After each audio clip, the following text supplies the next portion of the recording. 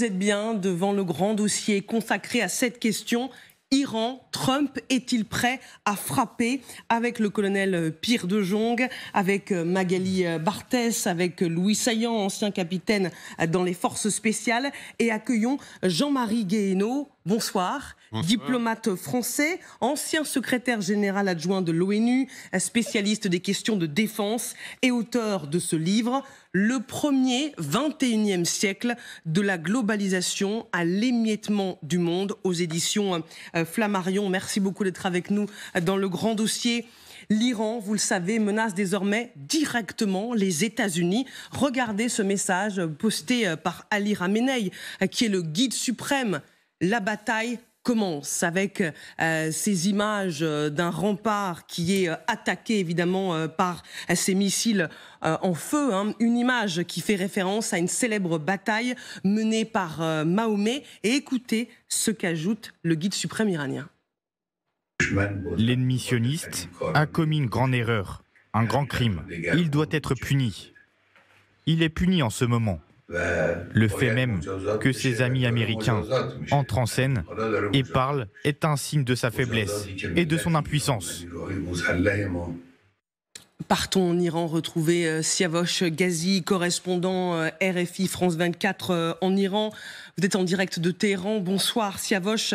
L'ayatollah a donc décidé de répondre à Trump dans sa prise de parole aujourd'hui. Absolument. Il a affirmé que il n'était pas question pour l'Iran de céder face à la fois aux pressions et menaces américaines, mais aussi à l'attaque qui est menée depuis 6 jours par Israël. Il a affirmé que si les États-Unis s'impliquer dans le conflit, il y aura des conséquences avec des dommages irréparables pour les États-Unis, une menace de représailles contre par exemple les bases américaines dans la région. Il a aussi ajouté que l'Iran résistait actuellement à une agression qui lui a été imposée et de même il résistera également à toute paix qui sera par exemple imposée de l'extérieur. Ce qui veut dire en clair que pas question d'accepter par exemple ce que demande le président Trump, un démantèlement complet du programme nucléaire iranien, ou en tout cas du programme d'enrichissement d'uranium, ou par exemple du programme balistique de Téhéran. Alors, au moment même où ce message vidéo a été diffusé par la télévision d'État, des frappes ont commencé d'une intensité sans précédent dans le centre et les quartiers de l'est de Téhéran, mais aussi dans les quartiers du nord de Téhéran. Par exemple, dans les quartiers est de Téhéran, j'ai entendu pendant 5 minutes, une cinquantaine de détonations. Donc là, il y a une concentration de bases militaires. Dans le centre de Téhéran, il y a également une base, un quartier général de la police. D'autres endroits ont été également frappés dans ces quartiers, de manière très intense. Et en même temps, il y a eu des frappes dans 2 sites des gardiens de la Révolution, un peu plus à l'est, à une cinquantaine de kilomètres à l'est de Téhéran, la base de Hajir et la base de Parchin, qui sont des bases des gardiens de la Révolution, très, très secrets. Et notamment la base de Hajir, c'est là, par exemple, qu'il y a d'après ce qu'on sait, il y a la fabrication de missiles ou des équipements de missiles. Et en même temps, plus tôt dans la journée, il y a eu des frappes sur la ville de Karaj, qui est donc située à 50 km, mais cette fois-ci à l'ouest de Téhéran. Et là, 2 sites, 2 usines de fabrication de centrifugeuses ou de différents équipements de centrifugeuses ont été également touchés de plein fouet. On comprend bien, grâce à vous, l'intensité de cette guerre. Merci Siavosh Ghazi, en direct de Téhéran ce soir. Puisque vous parliez des gardiens de la Révolution, cette nuit, ils ont annoncé avoir lancé des missiles hypersoniques balistiques Fatah 1. Ce sont des images de l'agence de presse iranienne qui ont été publiées aujourd'hui. Ces armes seraient capables de contrer les systèmes de défense antimissiles. Nous y reviendrons avec le colonel. Mais d'abord, Jean-Marie Guéhenno, est-ce qu'on assiste ce soir à un face-à-face Trump, Khamenei, États-Unis, Iran.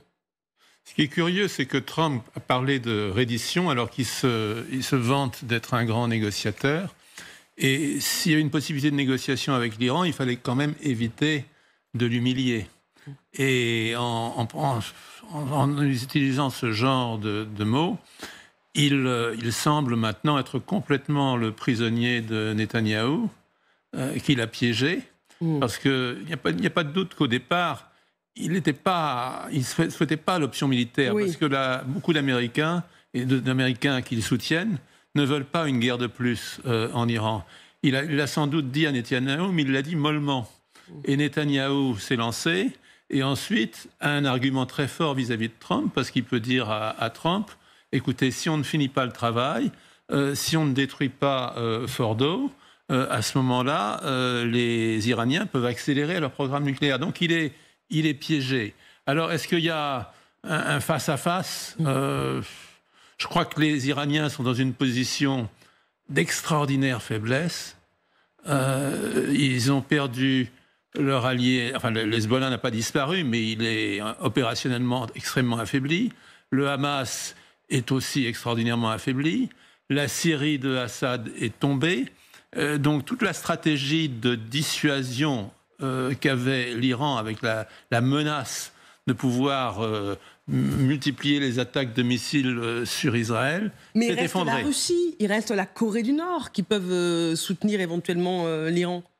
Éventuellement, mais est-ce que la Russie est en mesure aujourd'hui? La Russie, elle n'est pas dans une position si forte que cela en Ukraine, heureusement, et donc elle a autre chose à faire. Les Coréens, ils vont pas fournir une bombe atomique à l'Iran. Ils la gardent pour eux. Donc en fait, l'Iran est très faible. Et à mon avis, c'était une occasion éventuelle pour une négociation que Trump a rejetée. Et maintenant, il est au pied du mur. Alors peut-être que dans sa logique, il s'imagine quand il dit peut-être je vais frapper, peut-être je vais pas frapper, il s'imagine que peut-être avec cela il va obtenir des concessions de l'Iran, mais cette diplomatie ultra publique, c'est peu probable. Hein. Ça marche pas. Évidemment. Hein. Vous parliez des missiles. On ne sait pas si la Corée du Nord serait en capacité de fournir d'autres projectiles ou lanceurs, comme on dit dans le langage militaire, à l'Iran. Mais regardez ces missiles balistiques hypersoniques Fatah 1. Alors ce type de missiles, dont le nom signifie vainqueur ou victoire en arabe, sont des armes redoutables qui pourraient être utilisées pour viser les bases américaines qui se trouvent dans la région. On va les regarder ensemble, car l'Iran a déjà prévenu, en cas d'attaque, elle pourrait commencer à miner notamment le détroit d'Ormuz, qui est une tactique destinée à immobiliser les navires de guerre américains dans le golfe Persique. Quel est l'intérêt et puis aussi le revers du minage de cet espace ? Les mines, il faut les enlever. Donc le problème, il faut les enlever. Et puis deux, il n'y a pas bateau qui passe. Et là, c'est une catastrophe. Moi, je pense honnêtement que la séquence américaine telle qu'on va la vivre ou qu'on la vit actuellement, avec cette montée en puissance, elle concerne autant Hormuz et le golfe Persique, éventuellement avec son blocage, que les installations nucléaires. Parce que là, pour le coup, vous avez une véritable, il y a un ébranlement mondial. Vous voyez ce que je veux dire? Il y a le monde est concerné par ça. L'Iran, bien évidemment aussi, mais l'ensemble de la planète. Et ça, je pense que les Américains ne le toléreront jamais. Et là, je pense qu'ils peuvent vraiment taper plus fort encore que sur la partie nucléaire qui va nous concerner, en fait, globalement, à l'heure où on parle, qu'un bombardement d'installations enterrées. Là, c'est des porte-avions, c'est des groupements aéronavals, et là, c'est la conquête il faudra déminer, et puis détruire tout le système militaire iranien qui est le long du golfe Persique. Donc ça, c'est un sacré sujet, et je pense que les Iraniens, c'est l'ultime carte qu'ils ont aujourd'hui, en magasin. Louis Saillant. Oui, en plus, les surfaces sont très grandes, on ne se rend pas compte, mais en fait, tout est très grand, c'est un pays qui est extrêmement étendu, l'Iran, et donc le fait de miner cet ensemble est très complexe, et pour ajouter à ce que dit le colonel, il y a aussi un ensemble de gazoducs qui passent dans ces régions-là et qui alimentent en partie l'Europe. Donc là aussi, il y a un enjeu économique majeur qui pourrait contribuer à asphyxier, à harceler. Parce que ce qui est intéressant aussi dans l'Iran, c'est qu'ils ont toujours eu une doctrine qui est très particulière. Parce qu'en Europe, il n'y a pas beaucoup de pays qui ont cette doctrine-là. mais c'est vraiment une doctrine de défense en profondeur. C'est-à-dire qu'ils savent qu'ils ne peuvent pas faire le poids face à des pays comme les États-Unis ou des grands pays européens. Donc leur doctrine, c'est d'avoir des éléments, des proxys, une espèce de coussin autour d'eux pour déstabiliser un petit peu les pays autour d'eux, pour les essouffler, les harceler un petit peu avec les milices chiites, avec le Hezbollah. Et donc ça contribue à faire un effet de saturation qui va décourager les gens d'attaquer l'Iran en se disant ils vont perdre trop de moyens, trop d'énergie à entrer en conflit avec l'Iran. Mais c'est ça qui est tombé, justement. Exactement. C'est ce bouclier-là qu'ils n'ont plus. Et c'est ça qui pose un véritable problème à l'Iran. D'où, alors maintenant, cette hypothèse du détroit d'Ormuz, c'est 20% du pétrole mondial. Oui, c'est énorme. Par là. Donc c'est dire que c'est une déstabilisation, en effet, économique planétaire.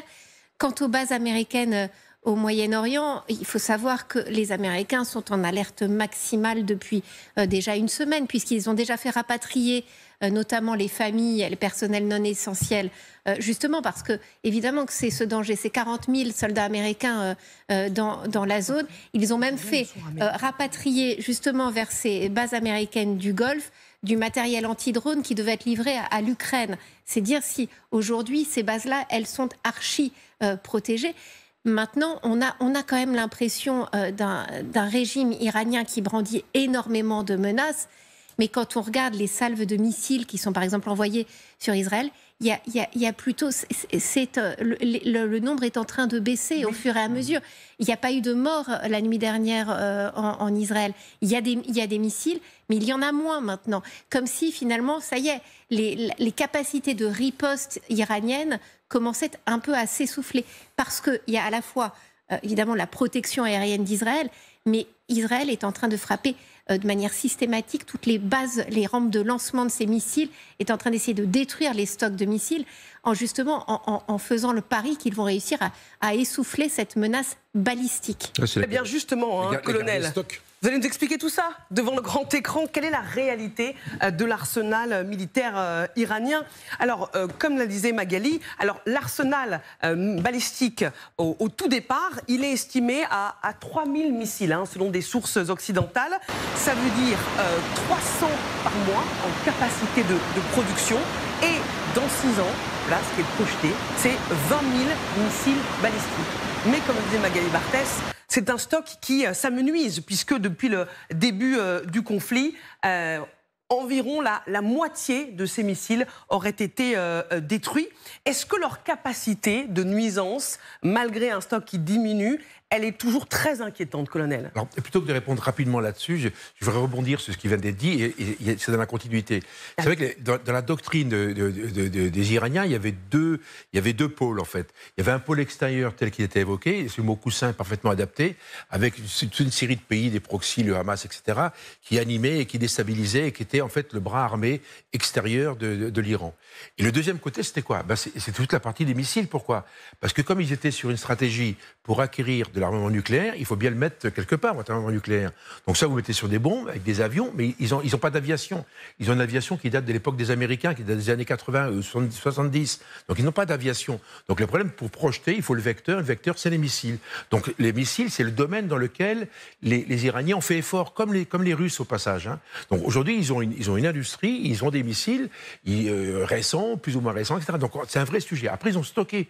Parce qu'ils savent fabriquer. Donc, encore une fois, c'est une économie qui est sous embargo, donc ils n'étaient pas très à l'aise pour en faire des millions et des millions, mais ils ont des stocks. On parle de 3000 missiles, je crois que c'est un chiffre minimum, parce que j'ai vu d'autres chiffres circuler, on va dire que c'est un chiffre raisonnable. 3000, c'est un chiffre énorme. En même temps, c'est pas non plus des millions, parce que si on en tire 100 par nuit, comme ça s'est passé il y a quelques jours, on voit que ça s'arrête. Et là, je rejoins Magali, qui disait à l'instant que très concrètement, depuis 2 jours, on voit bien que la quantité de missiles qui arrivent sur Israël est beaucoup moins important. Donc il y a peut-être une forme d'affaiblissement. Sauf s'ils utilisent des missiles particuliers pour tirer non pas sur Israël, mais pour tirer sur ce qu'on disait à l'instant, sur les forces étrangères, américaines par exemple, qui sont au Moyen-Orient. Au passage, je rappelle qu'il y a une base française en Jordanie et une base française au Qatar. Donc on pourrait facilement internationaliser ce conflit, et ça c'est une stratégie, Les intérêts français pourraient être touchés. Bah oui, il suffit qu'ils décident de tirer sur une base française, une base américaine, et en avant, et taper sur un bateau, et que les Houthis, en même temps, ils coordonnent un minimum, parce que les Houthis sont dans le sud du Yémen, ils sont encore relativement actifs, c'est probablement le proxy encore le plus actif, le plus dynamique, donc il n'est pas impensable qu'ils mettent une action coordonnée avec les Houthis, pour que les Houthis tirent sur des bateaux, les bateaux américains, porte-avions, que sais-je, etc. Donc on peut avoir un embrasement assez facile, si vous voulez, grâce à ces missiles. Et pourquoi c'est facile? Parce que ça tire loin. Alors, on peut regarder justement beaucoup plus précisément cette arme redoutable de l'Iran. Je vous le disais, ce type de missile dont le nom signifie vainqueur ou victoire en arabe, les missiles hypersoniques balistiques Fatah 1 qui ont été présentés pour la première fois en 2023 est capable de contrer les systèmes de défense antimissiles. Donc, quelle force de frappe, colonel? Je vous ai interrompu. Non, c'est une force de frappe importante. Le problème, c'est la portée. Ça, c'est un peu le problème qu'ils vont avoir, parce que 1400 km, c'est la distance qu'il y a entre l'Iran et Israël. Par contre, si vous descendez ces missiles le long de la frontière, je dirais, ouest, le long du golfe Persique, là c'est pas du tout la même chose, parce que là, vous allez taper... Là, c'est une portée jusqu'à 2000 km. Exactement. Donc, on est entre... Le golfe Persique est ici. Oui. Donc, on voit bien que tirer sur Israël, c'est compliqué. On est en limite de portée, on est trop loin. En général, un missile ne tire pas à 1400... S'il est prévu pour 1400 km, oui, on va tirer à 1000 km ou 800 km. On va tirer à mi-portée ou à 1000 km au maximum. Donc, on voit bien que le missile que vous avez montré, il n'est pas destiné pour tirer sur Israël. Il est destiné pour tirer à partir du golfe Persique.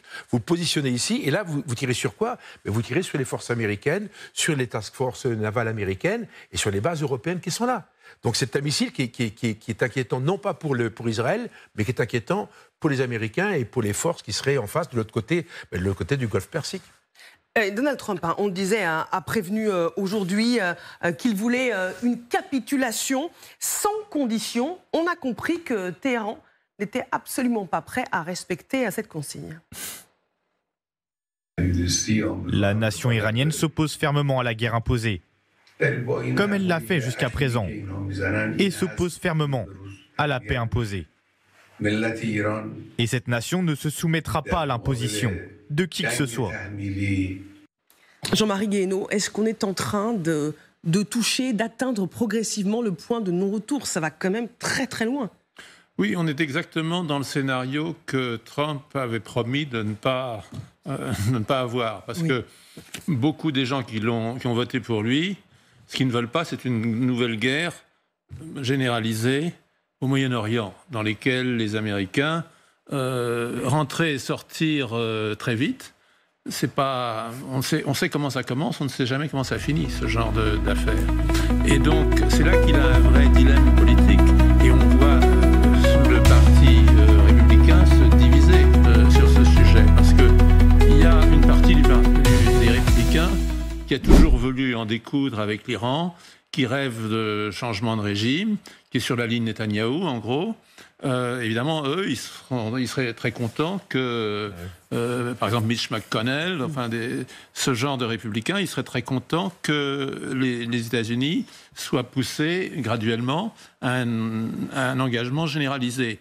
Mais vous avez d'autres républicains, comme Steve Bannon, comme peut-être le vice-président Vance, qui voient bien que si les États-Unis s'engagent là-dedans, ça va retirer la priorité qui est intérieure, qui est de chasser les immigrants, et donc ils sont inquiets de cela. Et puis, il y aurait des conséquences sur les États-Unis.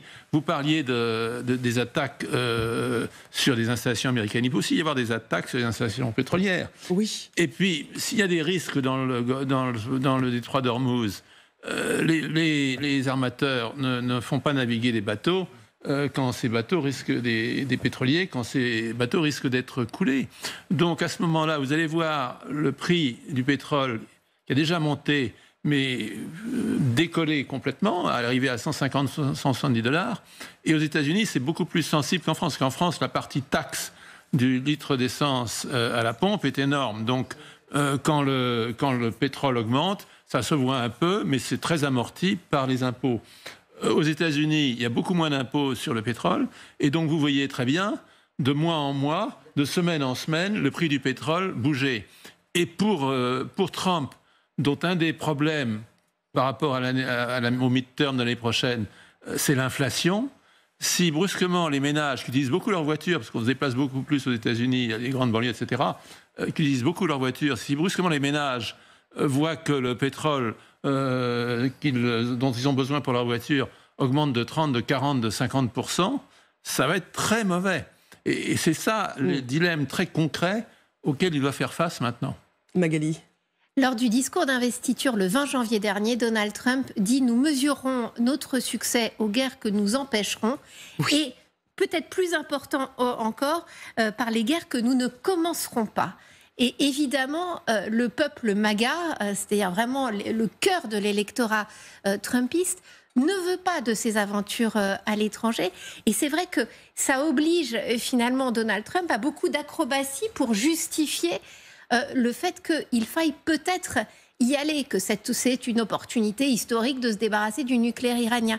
Il a eu une prise de bec avec l'un de ses grands soutiens, Tucker Carlson, qu'on voyait absolument partout dans tous ses meetings, et auquel il a dit qu'il ne voulait pas d'une intervention, auquel il a dit mais rendre sa grandeur à l'Amérique, c'est aussi ne pas permettre aux Iraniens de posséder la bombe. Donc ce qui montre à quel point il va devoir se justifier aussi face à ce peuple Make America Great Again. On va poursuivre ce débat avec un opposant au régime. Nous sommes en direct avec Mahmoud Moradkani. Bonsoir. Vous êtes le neveu de l'ayatollah Ali Khamenei. Vous êtes un opposant au régime, donc un opposant à votre propre oncle. Vous êtes exilé en France depuis des années et pour des raisons de sécurité, nous n'allons évidemment pas révéler où vous vous trouvez en direct. Merci d'être avec nous dans le grand dossier. Je voudrais d'abord vous faire écouter ce qu'a dit Donald Trump aujourd'hui et je vous ferai réagir juste après. Écoutons le président américain. 2 mots très simples. Une reddition sans condition. Soyons clairs, j'en ai assez. J'abandonne. Ça suffit.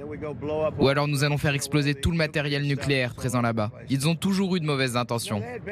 Ça fait 40 ans qu'ils disent « mort aux États-Unis, mort à Israël, et mort à tous ceux qu'ils n'aiment pas ». Ils sont comme des brutes, comme des harceleurs à l'école. On verra ce qui va se passer. Beaucoup de choses peuvent arriver. Une guerre, c'est complexe. Rien n'est jamais complètement terminé. Mahmoud Moradkani, est-ce que la reddition est une option imaginable si jamais il était acculé pour le guide suprême? Bonjour, merci de votre invitation. Je pense que ce régime, et en particulier Ali Khamenei, serait prêt pour conserver son régime, accepter peut-être n'importe quoi. Peut-être qu'actuellement c'est un peu retard, mais ils pensent aussi à sa survie et ils veulent continuer la République islamique. Et je reviens 2 minutes, si vous permettez, 2 secondes sur ce que vous avez dit. Non, mais il n'y a pas de problème de sécurité. J'habite, je réside, je suis médecin ORL à Croix, dans la région lilloise. Je suis en France depuis 1986 et comme vous l'avez bien dit, je suis opposant. Et d'ailleurs, mon père aussi, depuis vraiment le début de ce régime, 6 mois, 7 mois après la victoire de Khomeini, nous sommes devenus opposants, mon père en particulier, et nous avons toujours dit que les mollahs, la religion ne doit pas gouverner. Et mon père aussi, qui est décédé il y a 3 ans, était un laïc et militait pour un régime non religieux. Vous restez avec nous, hein. Vous prenez évidemment des risques que vous assumez en vous exprimant en direct à la télévision. On va entendre de nouveau Donald Trump qui souhaite bonne chance au guide suprême et on va vous demander si le régime tombe, est-ce qu'il peut y avoir un soulèvement en Iran pour un autre régime qui serait en phase avec la population iranienne? À tout de suite dans le grand dossier.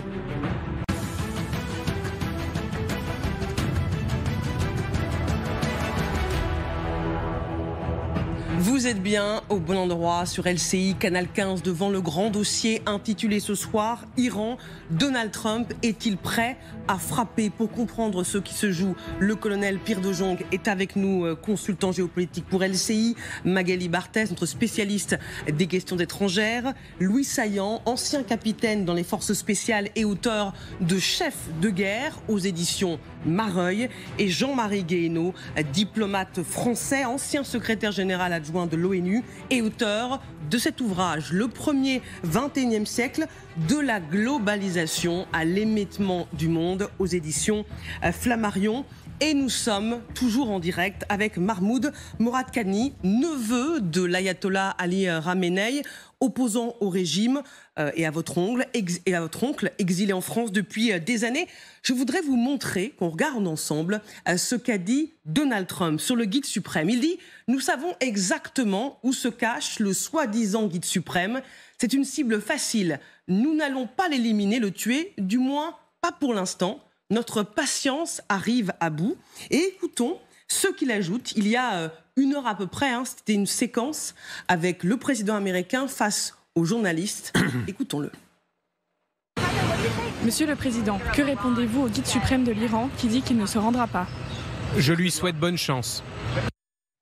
Bonne chance, ça veut tout dire. Est-ce que vous pensez que votre oncle est tellement bien caché qu'il est impossible que les services américains puissent le repérer, ou que l'élimination est bien possible?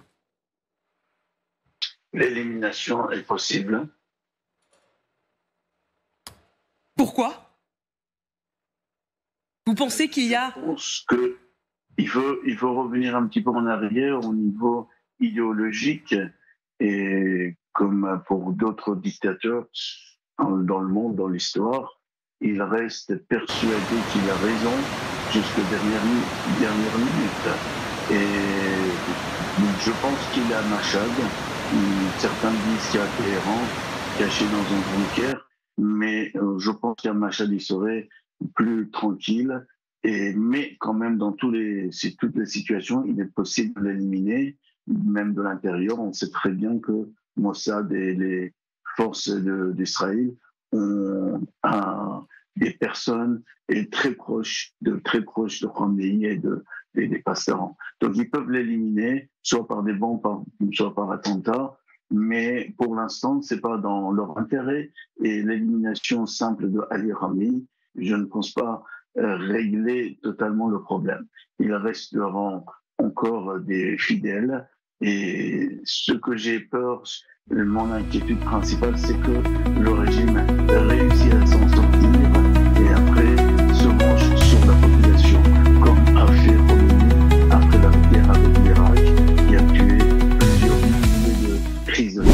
C'est le risque, vous restez avec nous, Magali, parce que si demain le guide suprême est éliminé ou disparaît d'une manière ou une autre, on peut imaginer qu'il décide de fuir, est-ce qu'il y a une opposition capable de prendre la relève ? Il est très très compliqué de répondre à cette question. Les Israéliens appellent à un soulèvement du peuple iranien et on voit bien dans les frappes qu'ils mènent en ce moment qu'ils essayent justement de s'en prendre à l'appareil aussi répressif de l'Iran. Aujourd'hui encore, c'est le QG de la sécurité intérieure du régime iranien qui a été frappé. Et tout ça, ce sont des messages envoyés à la population quand Israël frappe des QG de police, ces gardiens de la révolution qui sont impliqués dans la répression. C'est vraiment pour leur dire... Vous aurez le champ libre et allez-y après. Il y a cette volonté vraiment israélienne d'en appeler après au soulèvement du peuple pour avoir ce changement de régime. Mais est-ce que cette population aura ce réflexe-là, pourra le faire? Il y a beaucoup d'interrogations. Louis Saillant, vous me disiez pendant la publicité, alors qu'on se demandait si Donald Trump allait oser frapper l'Iran et éliminer le guide suprême, que les Américains... ont déjà mené des opérations. On ne peut pas dire qu'ils ne sont plus en guerre du tout depuis la guerre en Irak. Oui, effectivement. Et l'idée, c'est de moduler en fait, l'idée de dire que les Américains partent en guerre. Alors, je ne sais pas s'ils partent en guerre.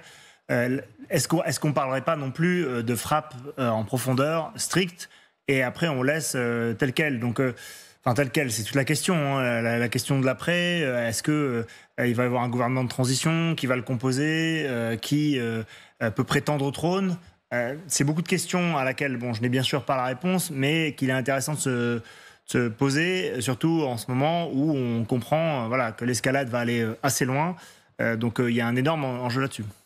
Colonel, c'est quand même hallucinant d'entendre le président américain, lors d'un échange avec la presse, dire bonne chance au guide suprême, sous-entendu, les Américains peuvent le tuer. C'est vrai qu'il est toujours surprenant dans ses réponses, et c'est assez déstabilisant. Mais c'est vrai qu'il a une aisance incroyable, je veux dire, qui fait que, encore une fois, si j'étais comment dire, iranien et je m'appelais comme un comment dire, oui, je m'appelais comme lui, de quelque part, je prendrais mes clics et mes claques, quoi. Parce que c'est très inquiétant, parce que je pense que Trump, il pense vraiment ce qu'il dit. C'est qu'en fait, il le dit de façon très légère et très décontractée, mais je crois qu'il pense ce qu'il dit. Et donc, très concrètement, je pense qu'ils ont prévu quelque chose. Alors maintenant, encore une fois, je pense que c'est pas les Américains qui vont faire ça. Je pense que les Iraniens sont bien plus doués que les Américains pour faire ce genre d'opération. Mais bien sûr que s'il y a une opération globale qui se met en place et qu'en même temps, Khamenei est tué à l'occasion d'une frappe ou d'un assaut, que sais-je, etc., bien sûr, les Américains sont concernés par le sujet. Vous savez, le vrai problème qu'on voit apparaître aujourd'hui, c'est quoi? On l'évoque depuis 3 minutes, c'est la suite. C'est la suite. On voit bien que ce régime est très fragilisé. Il est à 2 doigts de tomber parce qu'ils n'ont plus les missiles, etc., etc. Il se passe quelque chose. Et qui prend la suite? Et ça, personne ne le sait. Et ça, l'Iran, il y aura un énorme point d'interrogation. C'est quand même très compliqué à gérer parce qu'on ne voit pas très bien qu'est-ce qui pourrait remplacer Khamenei demain matin, en tout cas. Il nous reste très peu de temps. Allez-y, Jean-Marie Guéhenno, avant qu'on entende de nouveau Monsieur Moradkani. Moi, ce qui m'inquiète beaucoup, c'est ces appels d'abord des Israéliens au soulèvement. Ça me rappelle un peu les appels qu'en 1956, les Occidentaux faisaient aux Hongrois, mais avec, bien entendu, pas l'intention de venir sur le terrain pour les aider. Et aujourd'hui, ni les États-Unis, ni l'Iran, ni Israël n'ont la moindre intention de mettre des troupes au sol.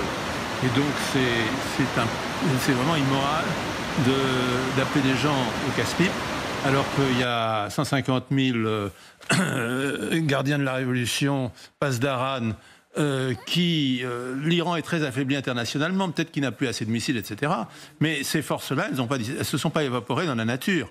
Et donc, il y a une chose qui est certaine, c'est que si le régime était menacé, il ne partira pas. Je crois qu'il est très peu probable qui s'effondre d'un coup, comme ça me paraît très peu probable. Ce qui risque de se produire à ce moment-là, c'est une guerre civile, avec toutes les violences d'une guerre civile. Et je trouve qu'en ce moment, on vit un peu dans un moment 2003. C'est-à-dire, tout le monde disait « Oh, Saddam Hussein, une fois qu'il est tombé, l'Irak, la démocratie ». On s'imagine que quand un régime a un dictateur épouvantable, en dessous des dictateurs, il y a une merveilleuse société civile prête à s'épanouir. C'est pas vrai. Plus un régime est dictatorial, plus il pourrit la société. C'est ce qu'on a vu en Irak, c'est ce qu'on a vu en Syrie, c'est ce qu'on a vu en Libye.